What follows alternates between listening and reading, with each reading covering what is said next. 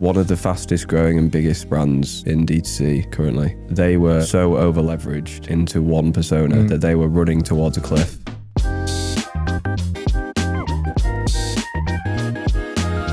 Welcome back to another episode of DTC Diaries. I'm joined by someone who's not Lucas. Not Lucas's reliable substitute. Yeah, good to have Sam, COO, Chief Product Officer as well, as he's moving into on for this episode. And yeah, really excited to go into, obviously we had a bit of a break for a couple of weeks. First episode back last week, recapping Q1. And in this episode, we're going to go into a piece of work, or a culmination of a piece of work that's been going on for probably about 4, 5, 6 months within the agency group. And I guess how I'd summarize it is like our attempt to codify our belief in how you deliver like best in class growth for DTC brands, right? Mm-hmm. Extreme simplification. Yeah. So really excited to dive into that. I'm going to take you through what we have trademarked as the growth compass in this episode. Quick question. How many tabs do you have open right now to manage your business expenses? There's your bank, your expense tracker, your ad account, spreadsheet, maybe even an AI companion to help you make sense of the chaos. If that sounds familiar, Incard has the solution. Incard is the financial platform built for how modern businesses actually operate. Multi-currency accounts, corporate cards, and a fully connected banking experience all in one place. It replaces chaos with one connected system. And I mean actually connected. Shopify, Xero, Meta, all in one view, all in one dashboard. You earn cashback on the things that you're actually spending money on. Think Saas, travel, ad spend, the exact costs that eat into your margin every month. And brands like Azio Beauty and Aloe Paris are already using it to scale smarter. So check out Incard through the link in the description below, and back to the episode. And I guess it's built on just what you said, like this belief and our fundamental belief internally that like many brands overcomplicate growth. I think that can be said about a lot of business and maybe even a lot of life. Like it's just always everything, yeah. It's like complexity. Everything tends towards complexity. Yeah. Steve Jobs says simplicity is the ultimate form of sophistication. Yeah. And he's absolutely right. The book actually inspired a lot of this. You told me to read it about Steve Jobs' biography. Yeah. About 3 months ago. I've ever read. It is great. It's amazing. So good. It's a chunky one though. It's like 600 pages, isn't it? Yeah. Loose guy as well. Yeah, loose cannon, great product though. Yeah. And I think we talk a lot internally. We've talked a lot on this podcast about like doing less better, focusing on less bigger bets, bigger initiatives, and ensuring that you've got like for each of those initiatives, you've got a process that's repeatable and scalable before you bring in something new. So I think product launches, I like to use the mental model on product launches of like, you're almost launching another business in a business when you're running two acquisition products. So yeah, we get faced with this complexity across a really high volume of brands. So the piece of work here is our attempt to firstly simplify and codify our belief and our approach, but also to move the concept of like a paid media manager or a paid search manager or a growth strategist away from just execution in the ad account, which we know is tending towards a point of like automation through AI tools, and towards high leverage strategic decision making across prioritized levers that drive the outcomes we're trying to deliver for our clients, right? Super important in the world of AI as well, as that strips a lot of that executional, lower leverage work. We need to shift responsibilities up the chain, make decision making higher leverage, and that's the real journey that we've gone on over the last 6 months. And it's interesting, that evolution of the media buyer, almost media planner in like, say 1990, to then media buyer to paid social manager to now what we've got as a growth strategist. So what we're going to go through today is really like the system that supports that. Because I really believe that to get great outcomes, it's a simple formula. That's people, time, system. And when we've got the person, we need to give them the system. And that's, for us as an agency, a journey that we've had to go on. 100%. And I think because we're trying to create repeatable outcomes for many clients, we've had to create a framework for this that's broadly applicable So it's a framework that starts through like constraint, diagnostic. That constraint lives across one of 4 pillars. And we do think it's broadly applicable to every type of brand. Amazon, DTC only, omni-channel, retail, etc.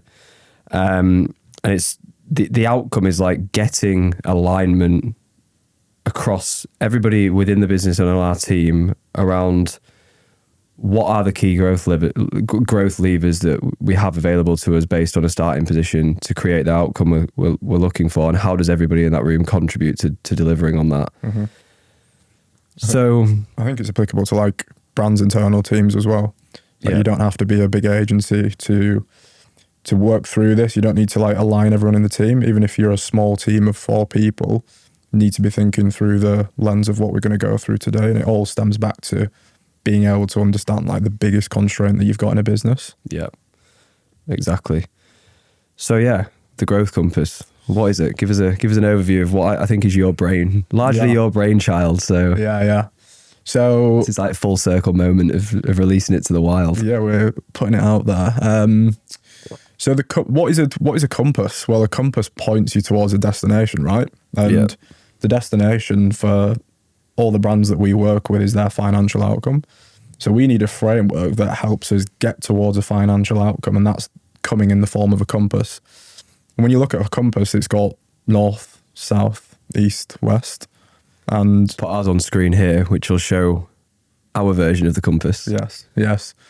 So different directions that you can take a compass, right? And we've got to really like boil down what are the pillars, what are the fundamentals, what doesn't change for any brand.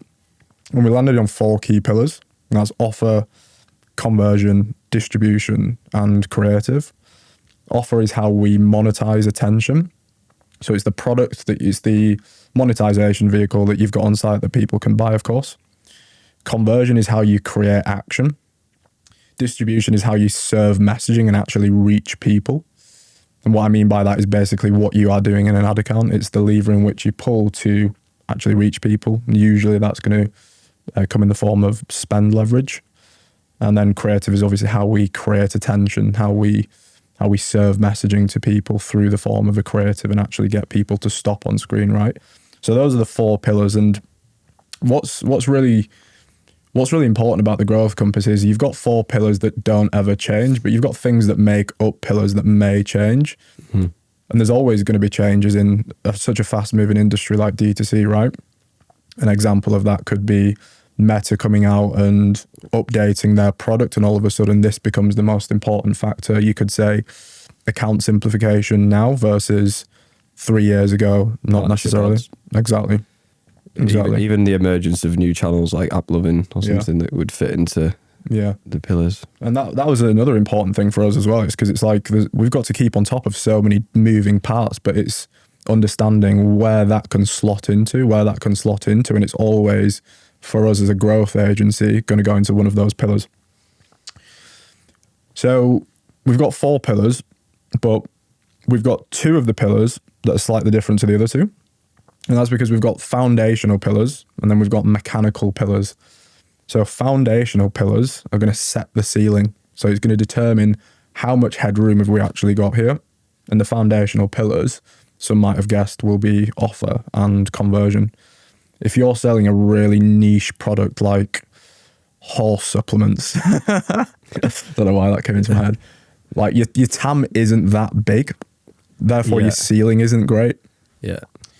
Same with conversion. Like if you've got a website that looks like it was built in 2001, like your ceiling is not going to be very high because people that will convert on a website that's built in 2001 is not many people. Yeah.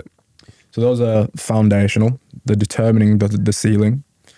And then we've got influential. You can still influence them. Oh, 100%. Yeah. That's the key thing there. Yeah. It's like you want to expand your ceiling. Like one big growth lever for brands is always going to be MPD. And therefore, you've increased the ceiling every time you launch a new product, right? Yep. So those are foundational. And then we've got mechanical pillars. And mechanical pillars determine how fast you'll reach that ceiling. So you've got a product, you've got somewhere to sell the product, you've merchandised it, right?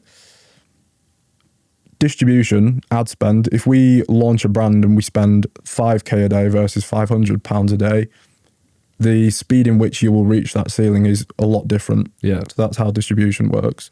And then creative, you could say the same from a volume perspective. If you have one ad running all year round versus 5,000 ads, who's going to reach the ceiling quicker, right? So that is a top level overview of the growth compass. We need to go a level deeper now because we've go on. Just a quick point on that. So what we're trying to build is a scoring and a rating mechanism across each of those pillars. So each of them contributes the same total value. So we're rating it out of 100.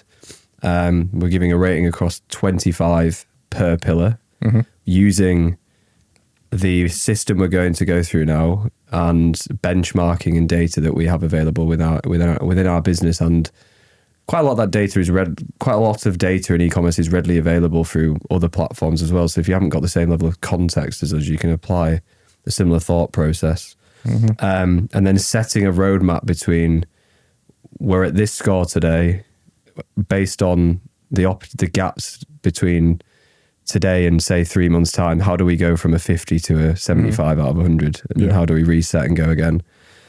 Yeah, but exactly. As you say, each of these macro pillars is made up of 5 sub-factors, right? So 5 sub-factors, yeah.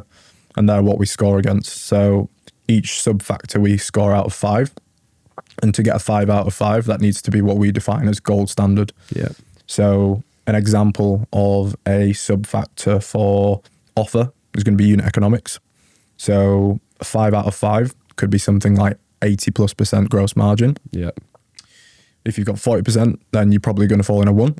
But then we need to look at other parts of the offer. So offer architecture, that's another sub-factor. Offer architecture means how do we architect the product on a landing page or product page? Have we got upsells present on the page? Is it a bundle? Is it a bundle that increases AOV, allows you to acquire a higher CAC and positions off like an angle in an ad that's very tailored to a specific persona, for example? There's always going to be AOV lifting mechanisms present as well. So we define our gold standard as you've either got a bundle or you've got a single product page with AOV lifting mechanisms in place, and that's present across page, in cart, and post-purchase, and it's highly personalized as well. We'll go a little bit deeper onto that later. Yeah. I'm not going to go through every single sub-factor, but because we've got 5 there, we're able to get 25, and then we do that across every pillar. And it's going to be really easy to understand where the constraint is based on the score. So we've made it objective, which is key. We're not going to give away this whole process because if you want it, reach out, book a call. We'll build it for you. Yeah. We'll give you our rating. But we will put a cheat sheet of each of the sub-factors in the description just so you can follow along with the conversation that we're having here, because want to ensure that everybody can sort of take away from this episode something that they're able to just reflect on within their own business. But yeah, sorry, Karen. Yeah. So what people need to know up to now is like a constraint is always going to lie within a pillar, but we've got to break the pillar down into its different parts. It was funny actually. We met a brand owner the other week, and he was like rattling off different problems in the business, and because we've gone through this process, we could immediately back it into one of the pillars and just tell him like, this 100%. Is why I was like, if you don't change, if you just do this for the next 12 months, your dreams will come true in terms of targets. And that was creative. Like they were making like 100 assets a month for a brand that's doing an astronomical amount of revenue. And I'm literally like, you just need to 10x that and it's going to change the business. But I think that's the complexity. It's like distilling complexity. As a business gets bigger, it gets more complex into a process that creates focus on the highest leverage point to spend time that creates asymmetrical returns.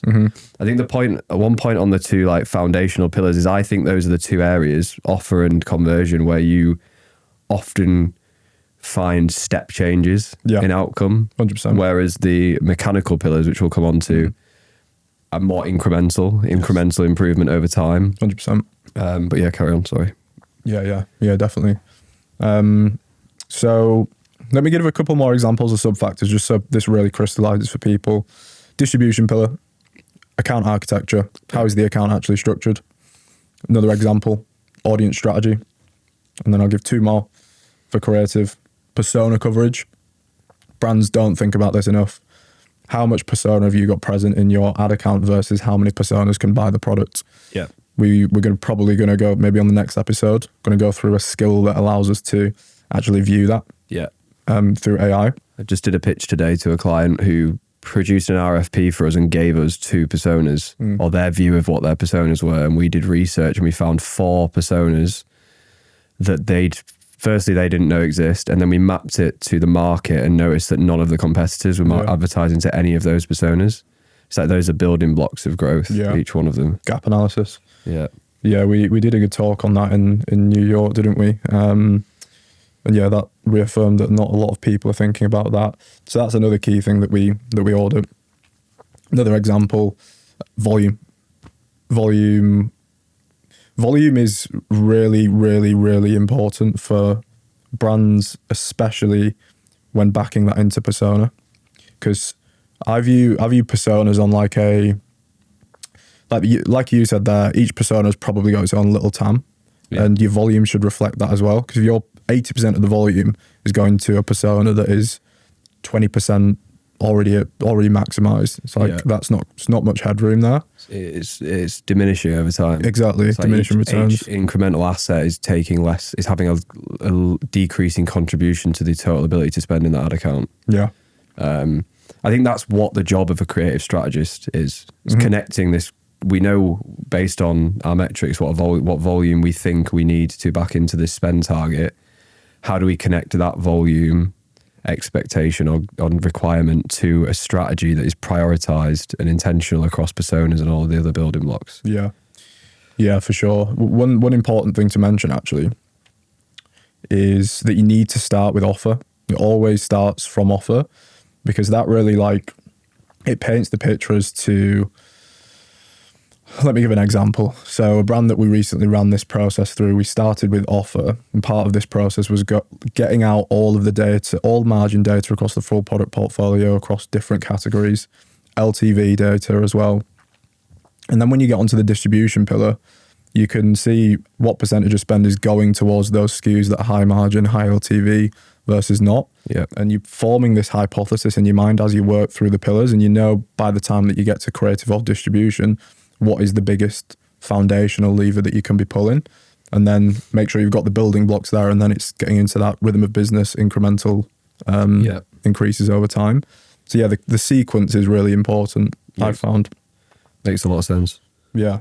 So they're sub-factors back into pillars. We define the gold standard for each sub-factor, and then that's where the audit framework comes in. Because we need to create, like you said at the start, a repeatable way to understand where we are versus where we're trying to get to.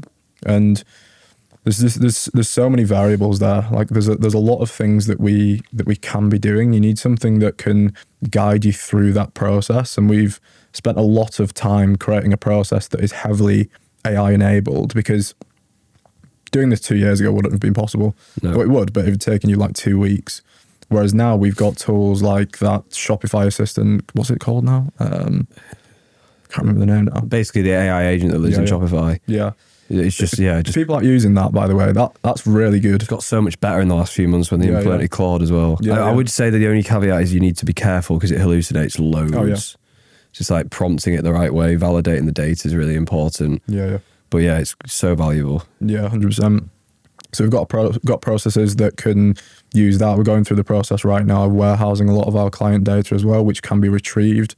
There's tools like Triple Whale and Moby that exist. So there's really no excuses for like mass data extraction. And for me, that's where AI leverage lies in a lot of businesses right now. It's the ability to serve you insights at scale. So doing what you do across, like we've talked a lot about qualitative data insights in that way, like review mining. Yeah. Persona building, scraping Reddit, but it makes more sense. It's almost more common to do it on a raw data, from a raw data perspective. Yeah. E-com brands are data businesses as well. It's literally just a data business. Yeah. But because you collect so much of it in every point of the customer journey. And it changes every day. You've got the quickest feedback loop ever. 100%. That's why it's probably quite dopamine inducing for a lot of media buyers. Just like instantly seeing it. Yeah. So So we've got the gold standard audit framework, and what this looks like, almost like probing questions that allow the growth strategist to really figure out, right, this is what the data's suggesting. Let me reason through that. Again, this is where AI comes in, high leverage versus low leverage. High leverage is reasoning through the data, applying your years of intuition, knowing how to fix that problem. So the audit's diagnosing and then asking you probing questions that allow you to get to the answer really quickly. Give me some examples of probing questions. Probing questions. Yeah. So one probing question could be, what is the repeat rate on a certain SKU, or what is the first to second order? What is the most commonly purchased items together, for example? Yeah. So that could be offer.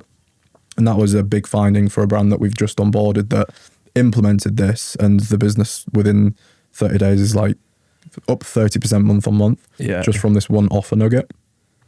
And what that basically was the most commonly purchased items together weren't being intentionally done on site, essentially. So there was no AOV lifting mechanisms with this product that people were obviously pairing together most commonly. So there was that, and the spend allocation to this high margin, high LTV SKU wasn't really present in account. Well, it was present, but it wasn't getting the majority of spend, and it had so much LTV. So sounds stupidly simple, doesn't it? This is often where the answers lie, though. Shifting spend to that SKU and pairing that SKU with the AOV drivers that were proving to already be paired together, but done in an intentionally way. The holy trinity, that one, because we paired it together and then we turned the bundle into a persona-driven landing page around a pain point that we'd found through the creative research process, and that's trifecta of all coming together. Yeah. So that's an example of a probing question. It's you're extracting the data, you're reasoning through it, and then you're putting something down on paper. And what you're going to have at the end of this is loads of opportunities. Like, there's just going to be so many opportunities that you find from this data and going through this exercise. So how we trim that down is through ICE. So impact, confidence and ease. And we're going to have, like, let's say 10 opportunities per pillar. And we boil that down to the 3 most important opportunities that we can say to the client, only focus on these. And then we translate that into an end-to-end strategy where it's each pillar, the diagnostic, the way in which we will improve that, and a non-negotiable area, like where is the number one constraint? Like after this meeting, the binding constraint. After this meeting, let's just fix this one. Everything else is noise. And that's what the ICE process allows us to understand. And it's amazing how often, even if you ask yourself when watching, like, ask yourself, do you know your biggest constraint in the business on growth right now? For us, it's the rate at which we can acquire really good creative strategists, as an example, because our demand outstrips our supply of high quality labor. Therefore, that's our constraint in the business. For e-com brands, it's like, it's a lot of the time it's probably going to be creative for many. For many it won't. For some it won't be. But it's going a level deeper than that, I think, than just saying creative. It's like, is it volume? Is it hit rate? Is it persona diversity, etc.? That's why the sub-factors are so important. Yeah. And that's why I was saying at the start, like, we can recycle through sub-factors. We've just got to be quick to understand, like, how important an industry change is at a given point in time. I would suspect, maybe a bold claim, that the need for volume, I think Meta will be creating a solution that means that advertisers don't produce as much volume. Like, they must know how much volume is required to find success on their platform and how much cost is associated with that. They must be doing something about that. It either goes that way or it goes further towards the fact that you can make the perfect ad for everybody, and the diversity continues to increase because your long tail of ads becomes more impactful over time, and it like closes becomes more of like a normal distribution, more of a normal distribution rather than like a I can see reverse. I can see it at some point in the future where you almost give it a persona and you give it like one asset and it just creates multiple forms of that. It feels like what they're doing right now with their enhancements is probably getting to that point, and they're just like training the machine. Yeah, we've gone through the audit process there. We'll do that for every single pillar, every single sub-factor. We've got a score, we've got the opportunities. And what helps us specifically on the distribution and creative pillars are Claude skills. We're going to go deeper on this in the next episode. Yeah. But the Claude skills really do that lower leverage portion of extracting insights. An example there is ad identities. So ad identities are a key part of the distribution pillar. We want to make sure that there's diversity, not on an asset level, but on an identity level. And what AI does for us right now is basically creates identity buckets. So we'll see like in front of us immediately what percentage of ads are going to brand, founder, creator or third party page.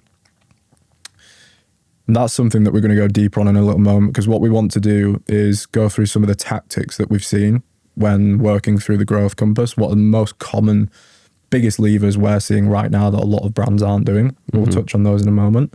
But the audit process we've coined as the command center. It's like a end-to-end operating system where every member of our client services team can jump in and work through this audit. For our clients, this is something that can access. They can see it all in front of them. I think that's everything on the process side. Have I missed anything there? I don't think so. I think, it's just then distilling all of that information into that prioritization framework and then allocating resource against those constraints, starting with the binding one first. Yeah. I think it's definitely worth us going through. So that's an overview of the process. Like I said, we'll drop a little cheat sheet down below. And if you want us to run the process for you, please do get in touch.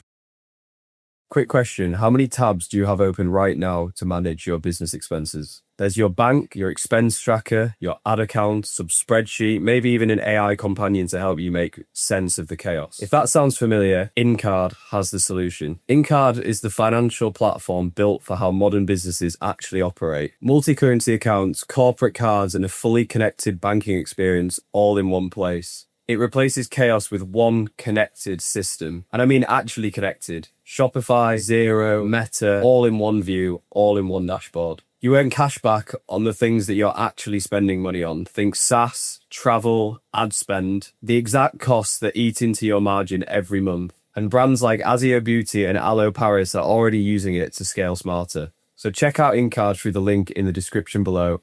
And back to the episode. I guess, again, thinking about what can people watching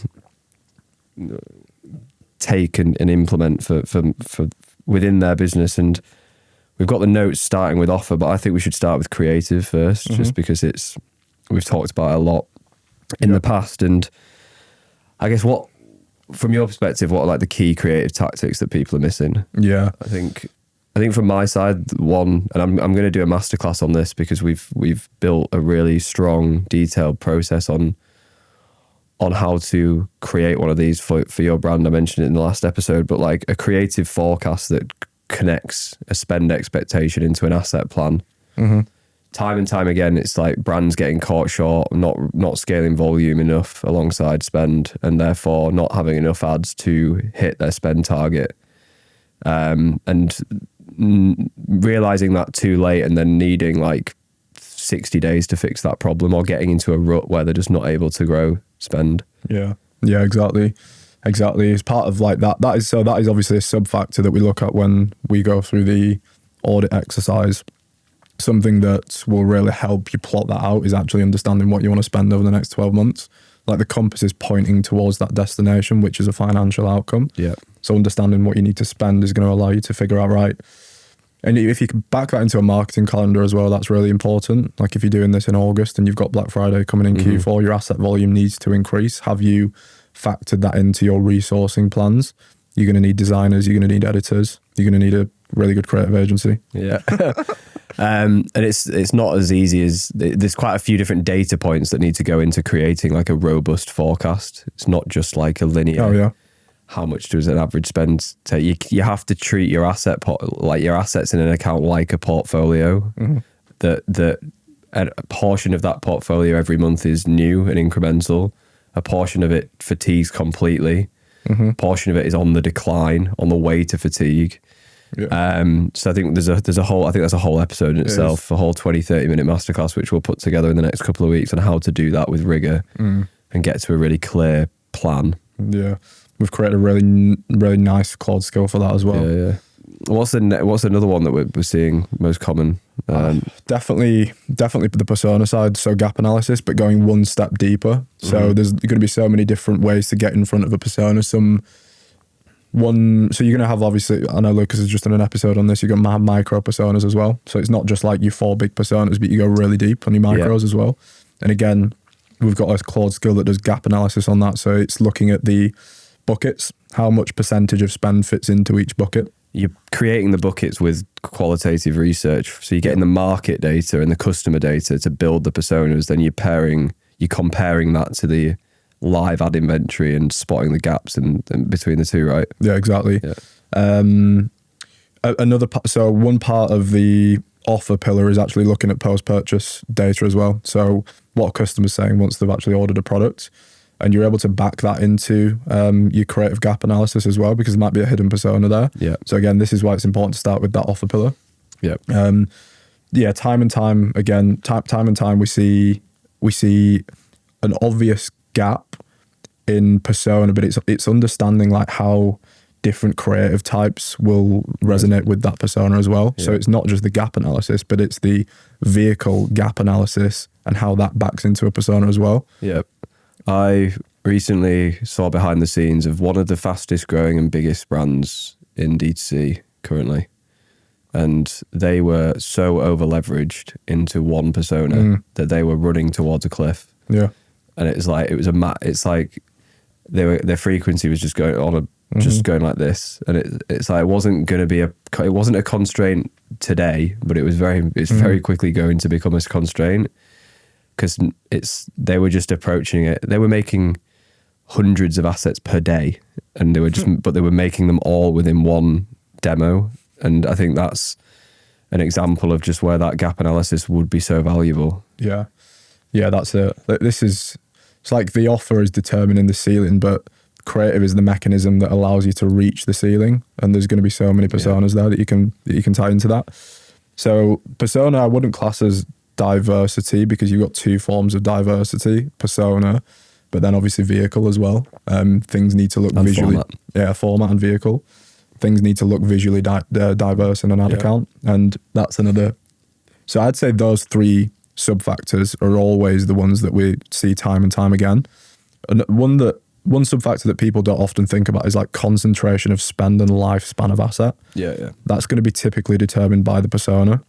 I think it's often for those brands, if you've not looked at that, it can be one of the biggest risks in the business. 100%. If you've got like 80% of your spend, all ads fatigue eventually. Yeah. And it's like, they tend to have we look at like half span, so what half life, so like what's the average time that it takes more than 50% of our ad inventory to fatigue, and then use that as a guide. But every ad fatigues, and you'll sometimes look in an account and 70-80% of spend will be through 2 top spenders. Yeah. And again, you're just running towards a cliff. Like your performance is going to fall off a cliff eventually. It's just a matter of when that happens. Yeah. Really short lifespan, more good performing ads, longer lifespan, more headroom, less immediate resourcing required. So yeah, that's part of the Claude skill that people might get. That goes into concentration of lifespan as well. Would you add any more to creative? No, I think we'll touch on more in detail in the masterclass on creative forecasting and translating that into strategy. I think distribution. Let's go to distribution next. Yeah. So biggest one. Not a lot of brands are thinking about ad identities, like we've already said. If you have a founder that is willing to get on camera, pair that asset with the founder's Instagram. If it looks good. Just to clarify on distribution, we're talking about how we're allocating capital to get in front of people, basically. How and where. And we're going to focus a lot of this conversation on Facebook, but you could apply, and we're increasingly thinking about how do we apply this to TikTok Shop? How do we apply this to Google? How do we apply this to other channels? But it's how do we allocate capital in the pursuit of incremental new customers in the best possible way based on what we know best practice to look like. Yeah, exactly. So, Exactly. Yeah, ad identities or third-party identities that, or volume of different identities that we're delivering spend through. Yeah, that one's really important. And that fits into audience strategy. So audience strategy is one of the sub-factors. Along with audience strategy is obviously some of your basics, like who are you excluding, who you're targeting, etc. But the biggest one there that is often the biggest opportunity is ad identities. And if you've already got a top performing ad and you pair it with a different identity, that's going to go to a new bucket of people. It might be a smaller bucket, but you're still going to be able to squeeze some juice. I think I just forgot what I was going to say. I think we went through on the last episode. We went through like some quick wins on ad inventory, and I think that's an example of something that's been relatively new in terms of what would be new into this process. I think that's really become a massive lever, and like 30+% of spend through partnership ads, I think, is like par for the course now. It's like you need 100%. To get there, maybe more, maybe 50, maybe above 50. We're sort of like walking up spend across accounts and seeing it just massively outperform. Yeah. So I think that's a quick win. You mentioned the exclusions. That was what I was going to say. There's also a lot of this process where you say like the concept of like basics. It's really important to rehash the basics frequently. Again, I mentioned on the last episode that I'd say more than 60% of the audits I do, which I do quite a lot of them, still haven't got exclusions set up properly, or they haven't got like an email list that's syncing regularly into engaged and excluded and existing customers. And it's therefore not training the algorithm. It's also not removing retargeting spend, and it doesn't give you audience definitions properly, etc. So I think that's where we've really gone down to basics with the distribution pillar. It's like we've got account structure, signals, and tracking as well. Yeah, it's like, is your EMQ score high for the purchase conversion event? Have you got the CAPI connected? Luckily, because the majority of businesses we work with are on Shopify, it makes it a lot easier, but we literally audit signals and tracking as well every time a brand joins us on with us now. Even when you're looking at that, is like how many of your conversions happen within a 7-day click window is another way to look at that. We've had clients come on where more than 70% of their customers take more than 7 days to purchase. Yeah. And it's very hard at high AOV sometimes to decrease that. Yeah. And therefore the signal in that account can be a lot weaker. It's like, how do we engineer another signal to support that? Yeah, exactly. One part of signals is actually looking at that on a environment level. So how many signals are flowing through each campaign? If that's very fragmented, the answer often lies within account architecture and really simplifying down there. What was I going to say then?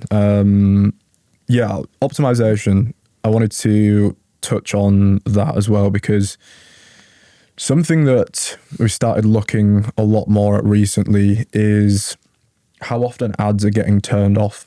And I believe now that ads should no longer be turned off at the rate that they were 6-12 months ago. And that's because each ad serves a purpose.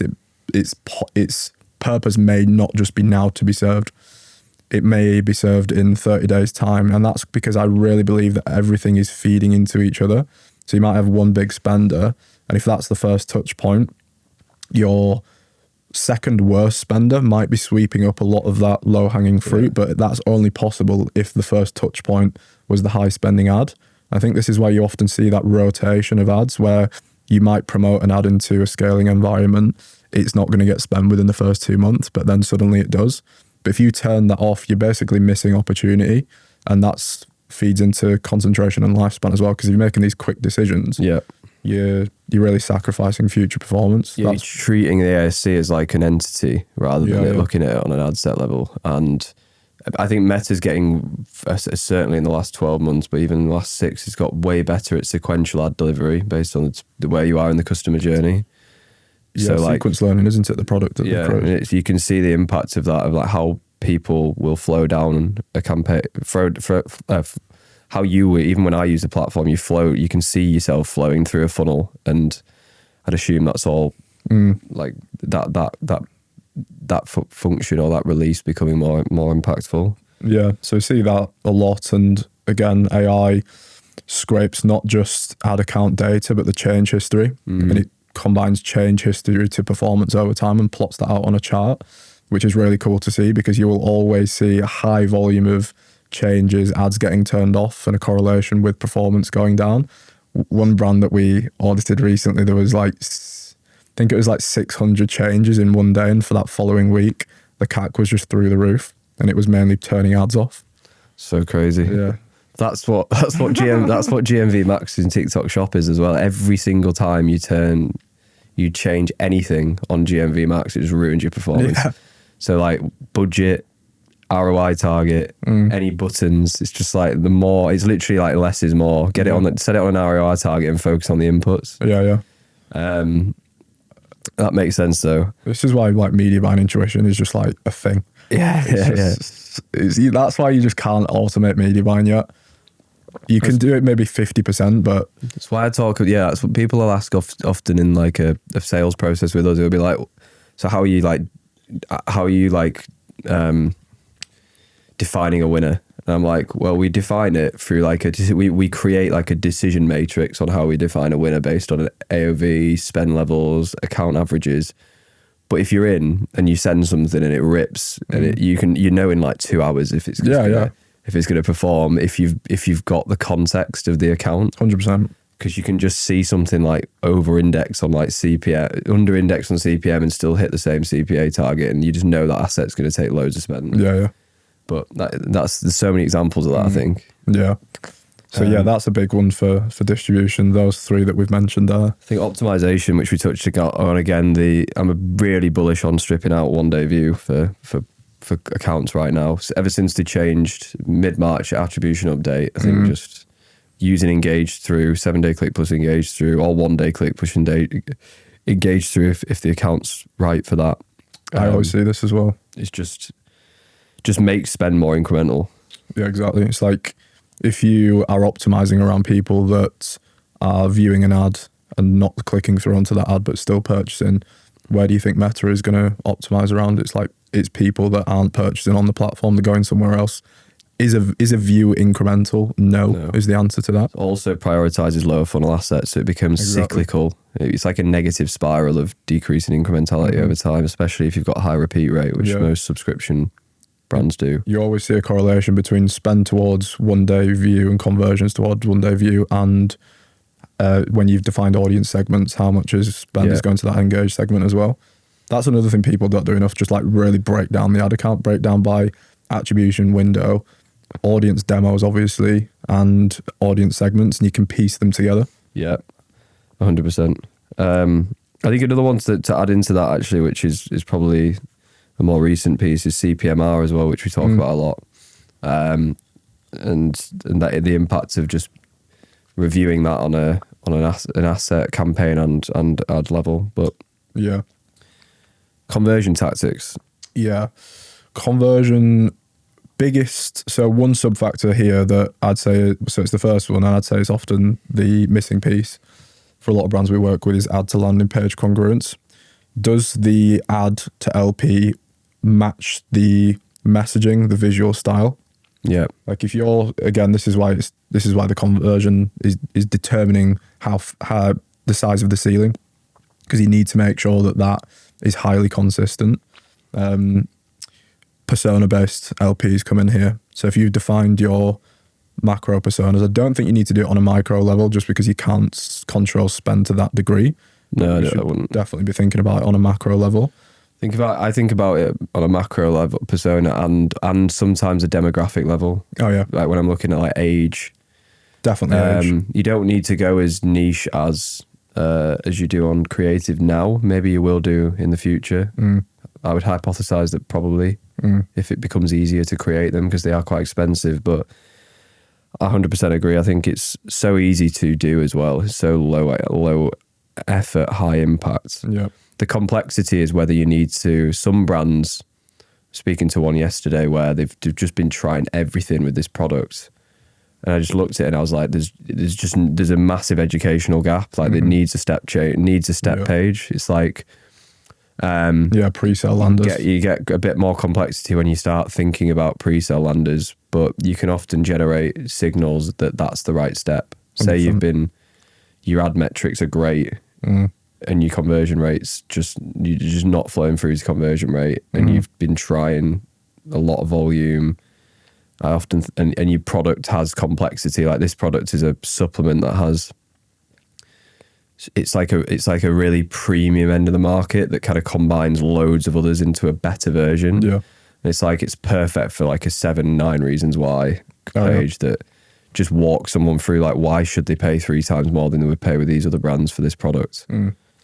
Yeah, something that's working really well for a brand we own is third-party identities, and the LP being listicle advertorial style. Yeah. So opening it up with basically positioning from like a doctor usually works really well. It needs to be an authoritative figure.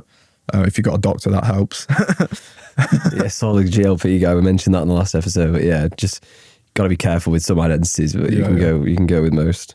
Yeah, and then going into a listicle, that's a perfect example of add to LP congruence. The answer isn't always in landing pages either. Just the basics. Are you sending to a product page if you're advertising a specific product? Yeah. It's like, why is my conversion rate so low? It's because you're sending. Saw that the other day as well. Yeah. 83% of someone's traffic was to a collection page. They were selling a product. Yeah. And then it's not always new pages either. It's like, have we got testimonials above the fold? Have we got enough social proof above the fold that speaks to the objections that this persona has? Yep. Have we got, is the text size and the trust signals aligned with the age? So older need more legacy signals like payments, more people, I think. Younger is like vertical video. Yep. Buy now, pay later. Like these are the things that influence that demo a little bit more. And also like carousel imagery and whether that's like aligned with the persona. One thing people don't do enough is change the imagery based on demo. It's like if you've got an old demo and a younger demo, just use Gemini to Nano Banana 2 to swap the person out to an older person. I think I remember Dylan and from CRO agency that now owns Heat Maps showed me a test result of like just bumping pixel size by 2 for older people, just improve conversion rate.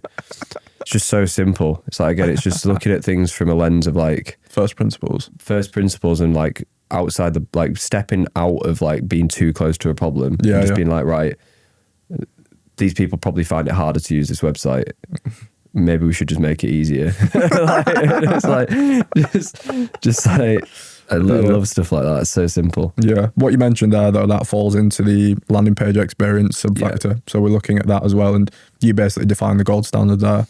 Trust signals paired to the person that we're trying to sell to. I think it's like I almost think of this as like a hygiene standard. Yeah. Like every category has a best in class hygiene standard for like a page. So for a clothing brand, that's obviously things like sizing. Have you got like a description of how big the model is? Have you got 2 models wearing different sizes with the size of the product on each model in the description? Things like that just make it so much easier to buy. So painful when you don't see that and you're trying to purchase something. It's like, I love this t-shirt, but I don't have a clue what size it is. Yeah. And then it's got measurements. It's like 13.6 inch groin. I'm like, what does that mean? Give over. So like stuff like that for fashion and returns, because returns are higher, really important. Whereas supplements, it's like benefits, social proof, the journey that someone's going to go on, before and after. Third-party testing or experts, and see, it differs by brand type, but it's really quite simple if you just sit down and pull like 10 brands into a Miro board and just look at what's good about them all. You'll build like a common thread across them that then becomes like a pattern you can apply to every business. That's something I should mention actually. So for each of the gold standard, we're building out a massive reference bank. So at any point you could look at economics and look at all these different categories of brands as like, oh, this is best in class. This is how I compare to it because it's category specific. You touched on cart and checkout there, which is another sub-factor. That's the basics. Making sure that shipping's there, trust signals are there, you buy now, pay later, use of upsells in the checkout, super basic things, but 8 times out of 10, I always find one thing missing. I like the one where you put the most commonly used shipping provider in the market as the actual named shipping provider. Yeah, that's a good one. That's a good It's tactic. like so simple. So rather than it just being express shipping, you put like Royal Mail express shipping. Yeah. And even if you put like stuff like brackets recommended, just like that sort of stuff can increase uptake in paid shipping and increase contribution margin per order 100%. and have a massive impact on your P&L. Another one people don't do as well is you can, so with some apps, or you can custom dev it, is like create logic based on what the dispatch time is in your checkout. So if you dispatch orders before 3 p.m, make sure that if it's before 3 p.m, using logic rules, you're saying that in your checkout. Yeah. And if it goes out of 3 p.m, you're telling them you're either just removing it or saying it's going to ship the next day. That's a good idea. I always see that as well. Also see all brands that offer lots of brands offer complimentary free shipping as standard. But if you just add a paid shipping option that's faster, Oh yeah. so many people will just self-select the paid shipping option because they want it quicker. And you don't have to, you can still offer the free shipping because it's there. But some people 10% of people are just impatient. Yeah. I think the same with adding like a hero bundle of products to a website, because you'll just get this like small cohort of people who'll buy everything because they love the brand. It's like catering for them. Yeah. Moving on to like within that checkout, it's also post-purchase upsells, which I think is like a whole rabbit hole in itself. You can never really stop optimizing that, to be honest. No, that's just first principles and personalization. So as you work through an offer pillar, it's going to tell you like most common purchase items together. There's going to be like 5 different upsell paths you can do there. If you've got a high SKU catalog as well, it's really worth spending the time looking at every possible journey that someone can go on based on the SKU that they're purchasing. If it's a t-shirt, how often are people buying X cap versus Y cap? Why don't we pair it with X cap for this t-shirt, but for the hoodie, it might be a pair of socks. People don't create the that sort of different flows. path. Yeah. It's also like the quick win there, if you're not doing it already, is just selling more of the same product. Yeah. I know this one's working really well for some supplement brands right now, is when people buy a monthly subscription, upselling 90 days on the post-purchase and rolling it all in and offering a discount on the 3 months. That's a good one. Up front and pulling all the LTV into one order. Yeah. You're seeing like IMA offering that on the front end now, but it works really well if you just post-purchase test it first. Yeah. Another brand did that as well. I can't remember the name now. That works really well for supplement brands. You're going to have products that probably you can't sell two of, like a exact same hoodie, for example. Then offer. Go on, sorry. I think those 3 are the biggest ones for conversion as well. The other thing that we're looking at is CRO capability as well. Often underlooked, but have you got the ability to move quickly when it comes to website adjustments? Can you produce landing pages? Can you change checkout, etc.? So it's capability and education. It's like doing it in the right way as well. Like I think I'm just a massive advocate of big swing CRO. It's like we want to be trying to find 20-30% changes in page performance, like rebuilding full above the fold sections in a test rather than small tweaks. I think the biggest one is like the destination, just the LP destination. Start there before you start making like button changes. Perfect. So offer back to the foundation. This is like the number one, I think. The foundational. 100%. It's like this makes everything else easy. Yeah. If it's great. Yeah. I would say, so we touched on it already. Unit economics and LTV data. So grounding your choice of acquisition SKUs in that data is so important.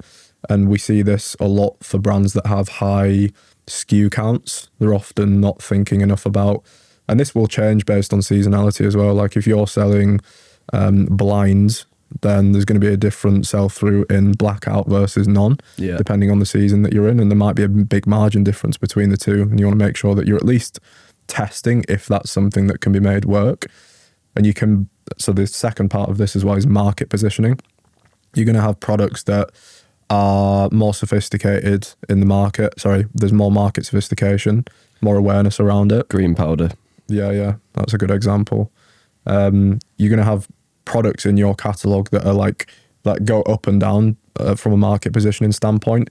Combine unit economics, retention, and market positioning together, and you've crafted, using your own existing inventory, a really good offer that's grounded in data. And then the other two parts of that are how you architect that. So can you value stack? Free gifts is such an easy one. Like if you're selling socks and you're a clothing brand, chuck in some free socks, do a bundle. So value stacking, AOV lifting mechanisms like we've already mentioned, and then retention as well. So just like we said with post-purchase upsell journeys, doing the exact same but through retention as well. If they don't buy it on the post-purchase page, on the thank you page, can we sell them it through an email instead? That is part of offer. It's how much value you can extract within the first month. Makes sense. I think that offer architecture, I'm a big proponent right now of creating the offer around the marketing angle and persona. Yeah. Worked through this with a couple of brands, and remove it. Like, it's always tempting to just discount. It's like going more down the value route of perceived value. How do we increase perceived value above their like pain threshold to make them transact on the item? And I think a lot of that can be done better when you're angling a solution to a problem rather than just selling a product. So selling a complete solution to a problem. We mentioned one earlier, a brand that's selling something for the household that solves like a very functional problem of overheating in summer. It's like angling it towards that rather than just selling the object itself. It's a much more emotional transaction, I think, when you do that, rather than just like buying bed sheets. As an example. Product names as well, like product imagery and product names can be changed on a landing page level. It all comes back down to personalization, and in a world of AI, there's just no excuses to why we can't get really personalized, not just with creative, but LP experience as well. But yeah, I think those are the main ones for offer. Perfect. Yeah. I think we've run through a lot there. What juice. I think, like we said at the start, I think this is the evolution of how we deliver best-in-class outcomes for the clients that we work with, and the standard that we deliver across our growth service. Obviously, we talk a lot on this podcast about creative, but creative is one part of this. I think when you get all of these things rowing in the right direction, with the right prioritization, with the right understanding of constraints, with the resource and the people to support working through those, you can create massive growth very quickly. I still think it's as easy as it's ever been to accelerate growth for DTC brands. 100%. People just make it really complicated. Go on. I think one final point is, if you're a brand owner, there needs to be someone in the business that obsesses around one of those pillars. Can be the same person, can be different people, but if you don't have someone that's thinking about how to optimize offer, knows where to look, sub-factors, understanding data and how that translates to strategy, I think that's really important. Assign someone to each one of those pillars. Yeah, 100%. 100%. Well, yeah, thank you for running through that, Sam. Appreciate it. Yeah, it's been a pleasure. Everybody who's still watching, who sat with us through that journey, hopefully found something tactical to implement. And like I said, we'll put some resources in the description as always. Please like and subscribe. Many people watching who aren't subscribed. I think like over 50% of the people watching. So it'd be great to get that if possible. But we'll catch you on the next episode. Thank you.